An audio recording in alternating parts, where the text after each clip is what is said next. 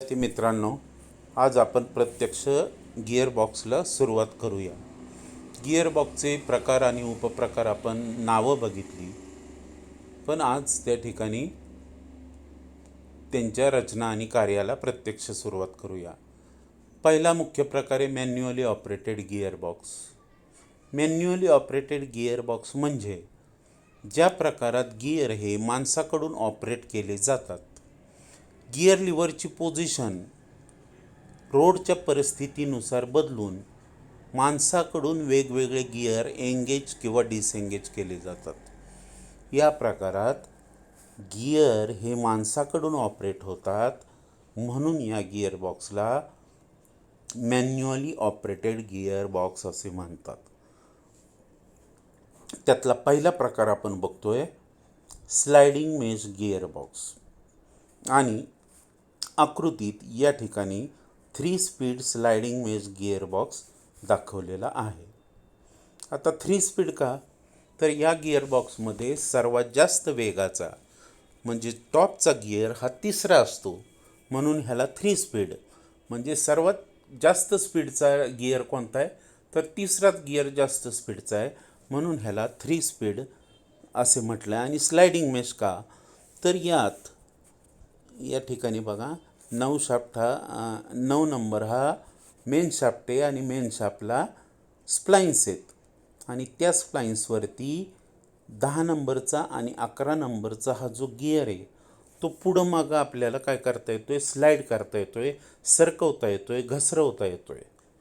मग या प्रकारात मेन शाफ्टवरचे गिअर हे मेन शाफ्टच्या स्प्लाइन्सवरती पुढे मागे सरकवून पुढे मागे स्लाईड करून ले शाफ्टच्या गिअरशी मेश केले जातात, म्हणून या गिअरबॉक्सला स्लायडिंग मेश असं म्हटलं आहे. आणि क्रॅश मेश म्हणजे काय, तर या प्रकारात मेन शाफ्टवरचे गिअर मेन शाफ्टच्या स्प्लाइन्सवरती घसरवून ले शाफ्टच्या गिअरशी धडकवले जातात, म्हणून याला म्हटलेलं आहे क्रॅश मेश गिअरबॉक्स. म्हणून हे संपूर्ण नाव झालं याचं 3 स्पीड स्लायडिंग मेश किंवा क्रॅश मेश गिअरबॉक्स असे म्हणतात. आता आकृतीत दाखवल्याप्रमाणे गिअरबॉक्सच्या बॉडीत 3 प्रकारचे शाफ्ट त्या ठिकाणी दिलेले असतात. क्लच शाफ्टची दुसरी बाजू ही बेरिंगच्या साहाय्याने गिअरबॉक्समध्ये बसवलेली असते व त्यावर क्लच गिअर दिलेला असतो. आकृतीत बघा 1 नंबर हा क्लच शाफ्ट आहे आणि 2 नंबर हा त्याच्यावरती बसवलेला क्लच गिअर आहे. हा क्लच शाफ्ट बेरिंगच्या साहाय्याने क्लच बॉक्समध्ये बसवला आहे आणि क्लच गिअर हा गिअरबॉक्समध्ये त्या ठिकाणी येतो. आता क्लच गिअरशी 3 नंबरचा ले शाफ्टवरचा सर्वात मोठा गिअर कायम मेश असतो. कोणत्याही गिअरबॉक्समध्ये बघा क्लच गिअरशी ले शाफ्टवरचा सर्वात मोठा गिअर हा कायम मेश असतो, त्याला आपण इथं 3 नंबर नाव दिलं आहे. त्यानंतर 4 नंबर जो आहे अखंड, तो आहे ले शाफ्ट किंवा काउंटर शाफ्ट. आता यावरचे सर्व gear 3 number 5 number 6 number 7 number आणि ले शाफ्ट म्हणजे 4 नंबर हे अखंड आहेत. म्हणजे 3 नंबर गिअर क्लच गिअरबरोबर फिरला तर 4 नंबर शाफ्ट आणि त्याच्यावरचे 5 6 7 हे सर्व गिअर त्या ठिकाणी फिरत असतात. ले शाफ्टच्या वर आणि क्लचच्या शाफ्टच्या समोरच त्या ठिकाणी स्प्लाइन्स असलेला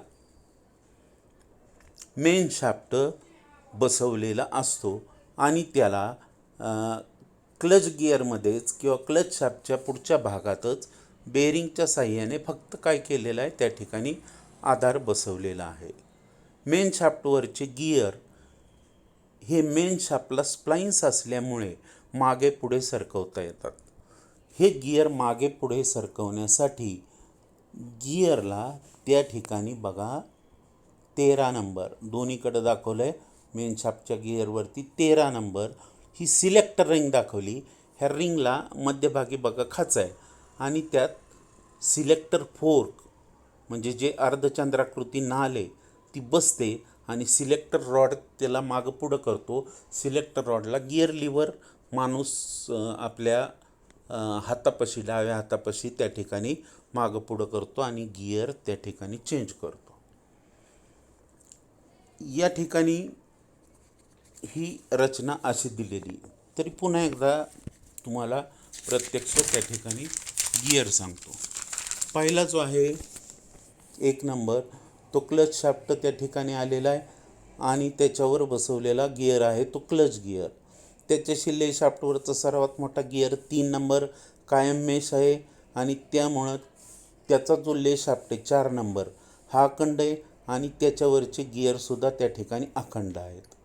आता 3 नंबर हा ले शाफ्टवरचा सर्वात मोठा गिअर आहे. 4 नंबर हा अखंड काय ले शाफ्ट. आता 5 नंबर काय आहे, तर 5 नंबर आहे ले शाफ्टवरचा सेकंड गिअर. लक्षात ठेवा 5 नंबर. 6 नंबर आहे ले शाफ्टवरचा फर्स्ट गिअर. 7 नंबर आहे ले शाफ्टवरचा रिव्हर्स गिअर. 8 नंबर आहे ले शाफ्ट रिव्हर्स गिअरशी कायम मेश असलेला 8 नंबर बघा आयडलर गिअर. आयडलर गिअर हा त्या ठिकाणी ले शाफ्टच्या रिव्हर्स गिअरशी कायम मेश आहे. त्याचा उपयोग कसा नंतर आपण बघू. त्यानंतर बघू क्लच शाफ्टच्या समोर, क्लच शाफ्टच्याच पोटात त्या ठिकाणी आधार घेऊन 9 नंबरचा मेन शाफ्ट त्या ठिकाणी बसवलेला आहे आणि मेन शाफ्टला स्प्लाइन्स आहेत. त्या स्प्लाइन्सवरती मेन शाफ्टवरचे गिअर आपल्याला मागे पुढे स्लाईड करता येतात किंवा सरकवता येतात. आता मेन शाफ्टवरचे 2 गिअर बघू. मेन शाफ्टवरचा जो 10 नंबरचा गिअर या ठिकाणी दाखवलेला आहे त्याला म्हणतात मेन शाफ्टचा फर्स्ट आणि रिव्हर्स गिअर. आता दोन्ही नावं एका ठिकाणी का दिलेत हे कार्य बघताना आपल्याला कळेल. 10 नंबरचा गिअर आहे मेन शाफ्टवरचा फर्स्ट आणि रिव्हर्स गिअर आणि 11 नंबरचा गिअर आहे मेन शाफ्टवरचा सेकंड आणि थर्ड म्हणजे टॉप गिअर. 11 नंबरचा गिअर आहे मेन शाफ्टवरचा सेकंड आणि थर्ड म्हणजे टॉप गिअर. आता 12 नंबर जे आहे ते क्लच गिअरच्या पुढं आणि मेन शाफ्टच्या सेकंड आणि टॉप गिअरच्या पुढं अशा एकमेकांत गुंतणाऱ्या दात्र्या दिलेल्या असतात. त्याला म्हणतात डॉग युनिट किंवा डॉग दात्र्या. या ठिकाणी नाव काय दिलं आहे बघा बरं. 12 नंबरला नाव दिलेलं आहे डॉग युनिट, डॉग दात्र्या असं म्हटलं तरी त्या ठिकाणी चालेल. त्यानंतर हे गिअर स्लाईड करण्यासाठी आपल्याला गिअर लिव्हरकडून सिलेक्टर रॉड आणि सिलेक्टर रॉडकडून सिलेक्टर रिंग ही त्या ठिकाणी पुढं मागं करायची असते. मग सिलेक्टर फोर्क ह्या रिंगच्या खाचेत त्या ठिकाणी बसतो. लिव्हर हलवली की त्या ठिकाणी सिलेक्टर फोर्क मागे पुढं होतो आणि तो ज्या रिंगमध्ये बसवला आहे ती रिंग आणि त्याबरोबर गिअर हे सुद्धा त्या ठिकाणी मागे पुढे होतात. लक्षात घ्या 13 नंबरच्या ह्या ज्या सिलेक्टर रिंग आहेत 11 नंबर गिअरला आणि 10 नंबर गिअरला ह्या अंगच्याच आहेत. म्हणजे ह्या काही स्क्रूने किंवा नटबोल्टने फिट केलेल्या नाहीत. तर गिअर बनवतानाच असं बनवलेलं आहे की 11 नंबर गिअरला आणि 10 नंबर गिअरला स्वतःच्या सिलेक्टर रिंग त्या ठिकाणी आहेत किंवा बनवतानाच ते त्या ठिकाणी अखंड बनवलेला आहे. ही झाली रचना. रचना जर लक्षात आली असेल तर त्या ठिकाणी आपण कार्य पाहूया. कार्य पाहताना पहिलं जे पाहतोय आपण ते आकृतीत बघा. आकृतीत या ठिकाणी न्यूट्रल गिअर किंवा न्यूट्रल पोझिशन दाखवली आहे. न्यूट्रल पोझिशन म्हणजे काय, तर या ठिकाणी ले शाफ्टवरच्या कोणत्याही गिअरशी मेन शाफ्टवरचा गिअर मेश नाही आहे. आता गिअरची परिस्थिती कशी ती बघू किंवा गती कशी दिल्या जाते बघू. आपण गाडी चालू केलेली आहे, क्लच एंगेज आहे आणि न्यूट्रल गिअर आहे. म्हणजे काय होतं आहे, क्लच एंगेज असल्यामुळं क्लच शाफ्ट फिरतो आहे, 2 नंबरचा क्लच गिअर फिरतो आहे. त्या नंबरचा 3 नंबरचा हा ले शाफ्टवरचा सर्वात मोठा गिअर आणि त्यामुळे ले शाफ्ट अखंड काय होतोय त्या ठिकाणी फिरत आहे. ले शाफ्टवरचे सगळे गिअर पण फिरत आहेत. पण या गिअरशी मेन शाफ्टवरचा कोणताही गिअर त्या ठिकाणी मेश नाही. त्यामुळं ही गती ले शाफ्टपाशीच थांबते. म्हणजे क्लच शाफ्ट क्लच गिअर फिरतो आणि ले शाफ्ट आणि ले शाफ्टवरचे सर्वच गिअर त्या ठिकाणी फिरतात, पण त्यांची गती मेन शाफ्टला मिळत नाही आणि मेन शाफ्टकडून गती बाहेर म्हणजे प्रोपेलर शाफ्टला त्या ठिकाणी पोचत नाही. आता फर्स्ट आणि रिव्हर्स गिअर हे एकदमच बघू, कारण ते त्या ठिकाणी एकत्रित दिलेले आहेत. फर्स्ट गिअर टाकताना लक्ष द्या, मेन शाफ्टवरचा उजवीकडचा मोठा गिअर म्हणजे 10 नंबरचा गिअर हा ज्यावेळेस ड्रायव्हर गिअर लिव्हर हलवतो त्यावेळेस सिलेक्टर रॉड आणि सिलेक्टर फोर्क हा डावीकडे ओढला जातो. सिलेक्टर फोर्क ज्या 13 नंबरच्या खाचेत बसलेला आहे ती रिंग आणि 10 नंबरचा गिअरसुद्धा डावीकडे ओढला जातो किंवा डावीकडे त्या ठिकाणी सरकवला जातो आणि डावीकडे सरकवून तो ले शाफ्टवरच्या फर्स्ट गिअरशी म्हणजे 6 नंबर गिअरशी त्या ठिकाणी मेश केला जातो. आणि अशा रीतीने आता गती मेन शाफ्ट गिअरला आणि मेन शाफ्ट हा गिअर हा मेन शाफ्टच्या स्प्लाइन्सवर बसवलेला आहे. मेन शाफ्टला गती मिळते आणि मेन शाफ्टकडून ही गती प्रोपेलर शाफ्ट यू जॉईंटला त्या ठिकाणी दिली जाते. आता या ठिकाणी लक्षात घ्या, फर्स्ट गिअरमध्ये आपल्याला टॉर्क जास्त लागतो आणि स्पीड कमी लागतो. म्हणजे चढ चढताना किंवा उंचावर जाताना किंवा घाट चढताना आपण फर्स्ट गिअर टाकतो की ज्यात गती कमी असते परंतु ताकद किंवा टॉर्क जास्त असते. या ठिकाणी आयडिया काय केली बघा, हा जो गिअर आहे तो आकाराने काय आहे, बराच मोठा आहे. त्यामुळं क्लच गिअरकडून आलेली गती ले शाफ्ट आणि ले शाफ्टच्या 6 नंबर म्हणजे सेकंड गिअरकडून 10 नंबर या मेन शाफ्टवरच्या गिअरला मिळते. पण हा गिअर मोठा असल्याने तो क्लच गिअर किंवा इंजिनपेक्षा कमी वेगाने फिरतो. आता इथं गिअर रेशो काय असतो, तर या ठिकाणी बघा गिअर रेशो असतो 3:1. म्हणजे क्लच गिअर जर एका मिनिटात 3 फेरे करत असेल तर मेन शाफ्टच हा एकच फेरा पूर्ण करतो, कारण 10 नंबरचा हा गिअर आकाराने मोठा आहे. म्हणजे इंजिनचा स्पीड 3 असेल किंवा क्लच गिअरचा स्पीड 3 असेल एका मिनिटात 3 फेरे, तर मेन शाफ्टचा स्पीड फक्त एकच असतो. याचाच अर्थ इथं आपण स्पीड कमी केला आणि ताकद किंवा टॉर्क मात्र जास्त मिळवला. याच पद्धतीने रिव्हर्स गिअरमध्ये सुद्धा आपण ताकद त्या ठिकाणी जास्त मिळवतो. आपण बघितलं रिव्हर्स गिअर आपण काय 40-50च्या स्पीडने किंवा 70-80च्या स्पीडने टाकत नसतो. तो फर्स्ट गिअरच्या वेगानेच अत्यंत हळुवारपणे त्या ठिकाणी कार्य करतो, पण ताकद मात्र किंवा टॉर्क मात्र जास्त मिळते. मग ती कशी बघा. आता गाडी परत न्यूट्रल करून ड्रायव्हर जेव्हा रिव्हर्स गिअर टाकतो तेव्हा सिलेक्टर फोर्क, सिलेक्टर रॉड याच्या साहाय्याने मेन शाफ्टवरचा मोठा गिअर परत आता 10 नंबर बघा. मग आपण डावीकडे सरकवत होतो, आता आपण फक्त काय करतोय, सिलेक्टर फोर्क या ठिकाणी उजवीकडे ढकलला जातो आणि त्याबरोबर सिलेक्टर रिंग आणि 10 नंबरचा गिअरसुद्धा उजवीकडे ढकलला जाऊन तो ले शाफ्टच्या मेश असलेल्या रिव्हर्स आयडलर गिअरशी मेश होतो. आणि अशा रीतीने आता ले शाफ्टच्या रिव्हर्स गिअरची म्हणजे 7 नंबरची गती 8 नंबरच्या आयडलर गिअरला आणि 8 नंबरची गती 10 नंबरच्या मेन शाफ्टवरच्या फर्स्ट व रिव्हर्स गिअरला मिळते. आता इथं बघू टॉर्क ट्रान्समिशन कसं होतं किंवा इंजिन उलट न फिरता गती कशी उलट केली जाते. असं समजू आपण की 2 नंबरचा क्लच गिअर हा घड्याळाच्या दिशेने फिरतो, त्यामुळं 3 नंबरचा ले शाफ्ट गिअर आणि 4 नंबरचा अखंड ले शाफ्ट हे कसे फिरतायत, घड्याळाच्या उलट दिशेने फिरतायत. त्यामुळे 7 नंबरचा त्याच्यावरील ले शाफ्टवरचा गिअरसुद्धा, रिव्हर्स गिअरसुद्धा कसा फिरतोय, उलट दिशेने. त्याच्याशी मेश असलेला रिव्हर्स आयडलर गिअर मात्र कसा फिरतोय, घड्याळाच्या उलट दिशेने.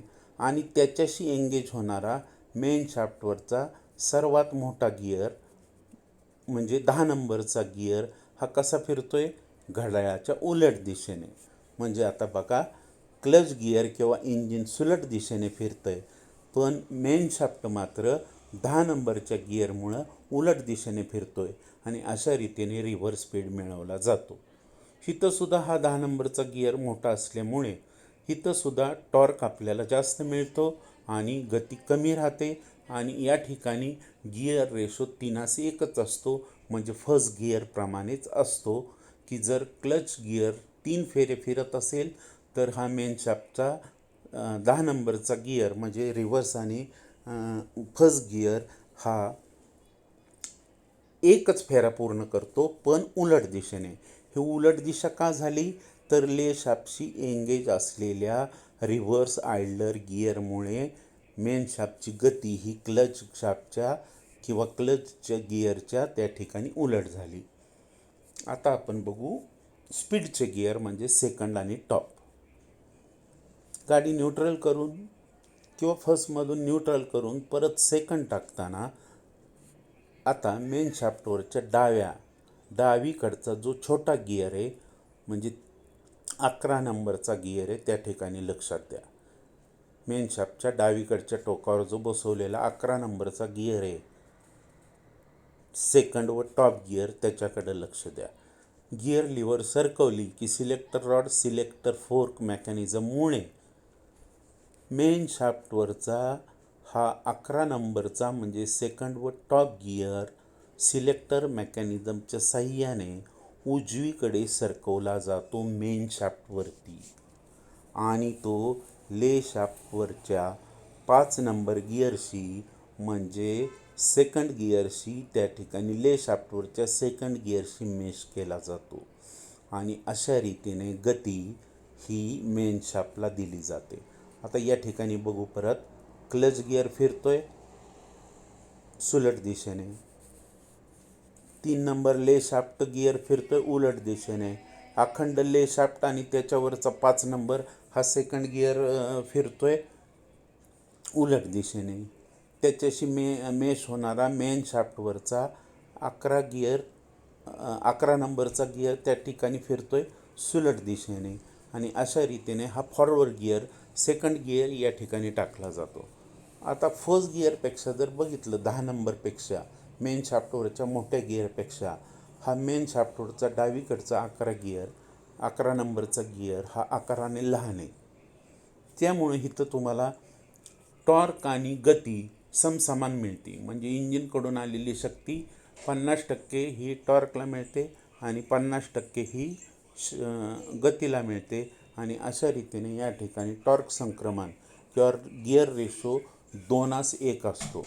म्हणजे क्लच गिअर जर 2 फेरे फिरला तर मेन शाफ्ट हा एकच फेरा त्या ठिकाणी फिरतो, पण जवळजवळ या ठिकाणी स्पीड आणि टॉर्क या दोघांना समसमान शक्ती वाटून दिली जाते.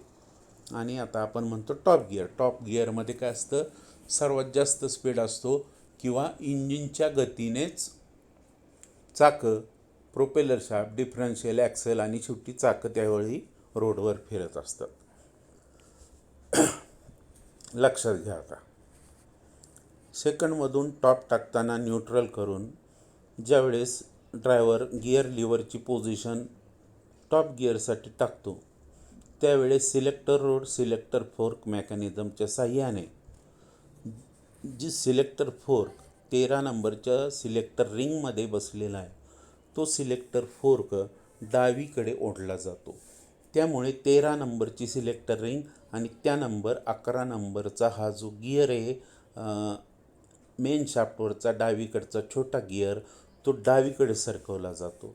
आणि आता काय होतं तर त्याच्या पुढच्या बाजूला असलेले उंचवटे म्हणजे डॉग दात्रे हे डायरेक्ट क्लच गिअरच्या पुढच्या बाजूला असलेल्या चढ उंचवटे खोलगट भाग म्हणजे डॉग युनिटशी एंगेज होतात.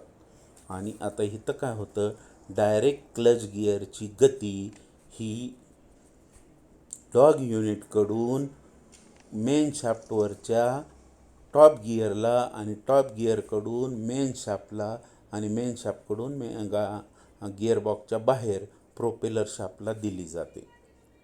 सरळ सरळ या ठिकाणी तुम्हाला दिसतंय की इंजिनच्या गतीनेच आता क्लच शाफ्टच्या गतीनेच आता मेन शाफ्टसुद्धा फिरू लागला आहे.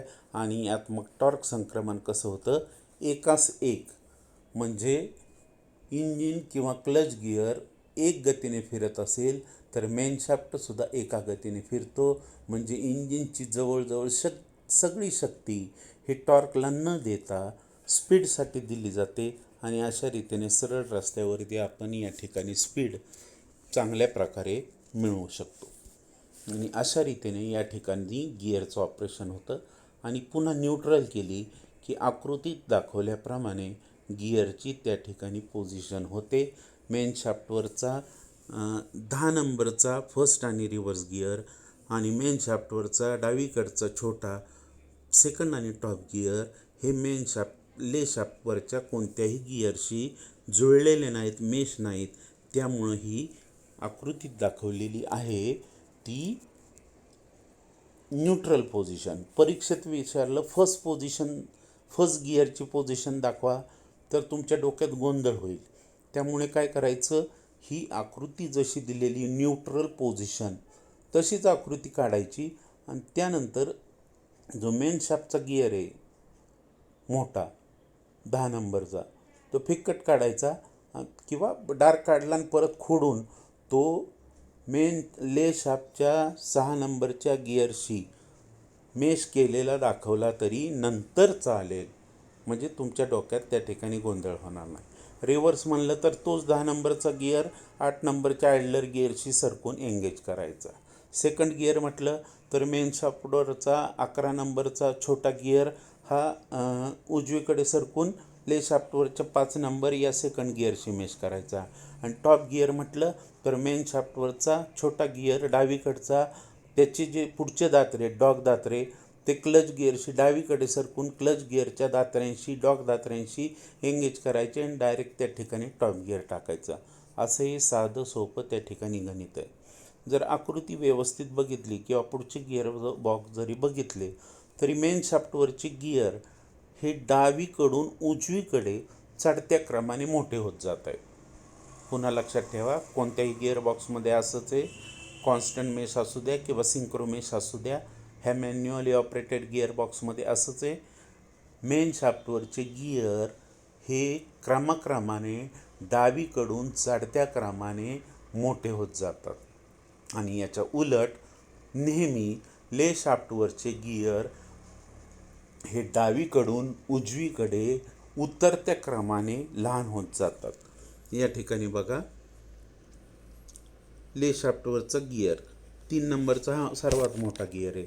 त्यानंतर 5 नंबर त्याच्याहून लहान झाला, 6 नंबर त्याच्याहून लहान झाला आणि 7 नंबर रिव्हर्स गिअर त्याच्याहून लहान झाला.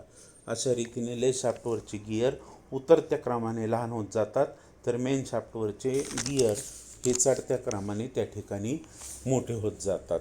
हे या ठिकाणी लक्षात ठेवलं पाहिजे. आता ही रिव्हर्स पोझिशन दाखवली. जाता जाता आपण याचे फायदे आणि तोटे बघू आणि नंतर मग हे या ठिकाणी आपण थांबू. फायदे: रचना साधी, सोपी, सुटसुटीत असते. स्पर गिअर या ठिकाणी स्पर गिअर वापरात असल्याने त्यांचा आकार मोठा ठेवावा लागतो व आपोआपच त्याचा फायदा फर्स्ट आणि रिव्हर्स गिअरला होतो. आणि दुसरा फायदा आहे, त्या ठिकाणी दुरुस्ती खर्च कमी होत जातो. आता फायदे या ठिकाणी आपण बघू की पूर्वीच्या काळी हे ट्रकला वगैरे गिअर बॉक्स असे दिले जायचे, म्हणजे स्लायडिंग गिअर बॉक्स. आणि यात फक्त या ठिकाणी परीक्षेत पण दाखवताना आकृती दाखवा, की या स्लायडिंग मेश गिअरबॉक्समध्ये फक्त गिअरचा पहिला प्रकार म्हणजे स्पर गिअर वापरले जातात. स्पर गिअरमध्ये काय असतात, दात्रे हे अक्षाला समांतर किंवा 11 नंबरला दाखवलेत बघा, थोडे दात्रे परीक्षेत पण दाखवायचे की गिअरचा प्रकार कोणता हे कळण्यासाठी 1-2 गिअरला त्या ठिकाणी दात्रे दाखवायचे. इथं कोणते गिअर वापरतो आहे आपण, स्पर गिअर. ह्यातले सगळे गिअर म्हणजे क्लच गिअरपासून ले शाफ्टवरचे गिअर किंवा अखंड ले शाफ्ट, मेन शाफ्टवरचे गिअर, हे सर्व गिअरचा प्रकार कोणता आहे, स्पर गिअर. म्हणजे यात आडवे दात्रे आहेत, अक्षाला समांतर दात्रे आहेत. आता हे फायदा आहे या ठिकाणी बघा. स्पर गिअर बनवणे साधे सोपे असते आणि या गिअरबॉक्सची रचना साधी सोपी सुटसुटीत असते. दुसरा फायदा, या गिअरबॉक्समध्ये फक्त स्पर प्रकारचे गिअर वापरले जात असल्याने त्यांचा आकार मोठा ठेवावा लागतो. आणि याचा फायदा कशाला होतो आपण बघा आकृतीत. रिव्हर्स गिअरला गिअरचा आकार मोठा ठेवला की त्याचा फायदा आपोआपच कशाला होतो, फर्स्ट आणि रिव्हर्सला होतो. त्यामुळंच सध्याचे जर गिअरबॉक्स तुम्ही खोलून बघितले कोणत्याही गाडीचे, नवीन कारचे, तर त्यातील फक्त फर्स्ट आणि रिव्हर्स स्लायडिंग पद्धतीने ऑपरेट होतात आणि बाकीचे सिंक्रोमेस, तो पुढचा गिअरबॉक्स आहे. पण आत्ता जसं फर्स्ट, सेकंड, थर्ड आणि रिव्हर्स हे सगळे स्लायडिंग पद्धतीने ऑपरेट होत आहेत, तसं नाही.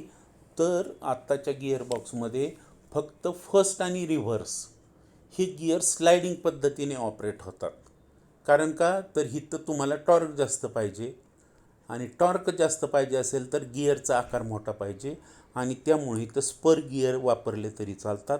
म्हणून हल्लीच्या गिअरबॉक्समध्ये फक्त फर्स्ट आणि रिव्हर्स गिअरसाठी हे स्पर गिअर आणि स्लायडिंग मेश पद्धत वापरली जाते. बाकीच्या सेकंड, थर्ड, टॉप या सर्व गिअरसाठी त्या ठिकाणी सिंक्रोमेश पद्धत वापरली जाते. पण त्याचा गोंधळ आत्ता करू नका, ते आपण त्या ठिकाणी नंतर बघूया.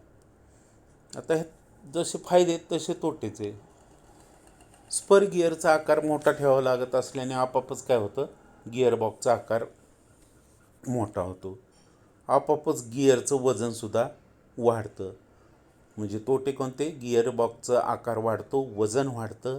आणि तिसरा महत्त्वाचा तोटा म्हणजे नावातच दिलं स्लायडिंग मेश, म्हणजे मेन शाफ्टचे गिअर इकडं तिकडं घसरवून, किंवा दुसरं नाव दिले क्रॅश मेश, म्हणजे मेन शाफ्टचे गिअर प्रत्यक्ष ले शाफ्टच्या गिअरशी धडक देऊन त्या ठिकाणी मेश करतात. त्यामुळे या गिअरबॉक्समध्ये गिअर एंगेज करताना खूप आवाज येतो, गिअरचे घर्षणसुद्धा जास्त होते आणि गिअर लवकर तुटतात. अशा रीतीने ह्या गिअरबॉक्सचे तोटे आहेत. आणि विद्यार्थी मित्रांनो, या ठिकाणी स्लायडिंग मेश गिअरबॉक्स मी जेवढं मला शक्य आहे तेवढ्या तन्मयतेने आणि अगदी व्यवस्थित सांगितलं आहे. यातही काय अडचण असेल तर तुम्ही मला ग्रुपवर किंवा फोन करून त्या ठिकाणी विचारू शकता. तर विद्यार्थी मित्रांनो, आजच्या तासाला आपण थांबूया. धन्यवाद.